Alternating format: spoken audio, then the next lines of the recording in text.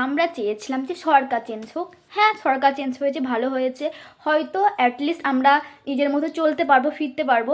কিন্তু এটা কি হচ্ছে, আমার বাবাকে বিনা কারণে মারধর করেছে আজকে একটা বড় কার্ড নিয়ে। এটা আমি তোমাদেরকে দেখাবো, ঠিক আছে, যে কি কার্ড নিয়ে বাবাকে মেরেছে।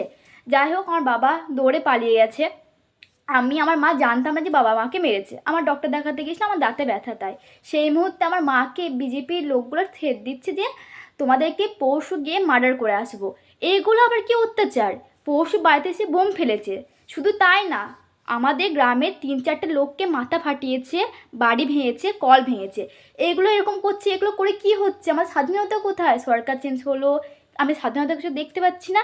আমরা বাড়ি থেকে বেরোচ্ছি, লিটারালি আমাদেরকে বিজেপির লোকগুলো বলছে তোমরা বাড়ি থেকে কেন বেরিয়েছো?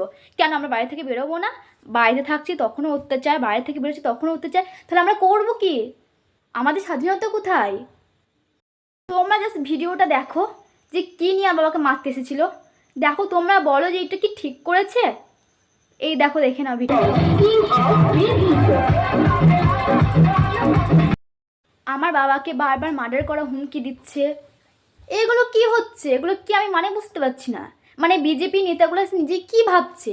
একটুখানি ওদের হাতে পাওয়ার এসেছে বলে যা ইচ্ছে তাই আমাদেরকে মার বললে মার খাবো, আমাদেরকে যা করবে তাই সহ্য করতে হবে। কেন, আমরা মানুষ না? ওরা মানুষ? আর আচ্ছা, এরকম অত্যাচার করবে তার জন্য কি সরকারটা চেঞ্জ হলো? হ্যাঁ, তাই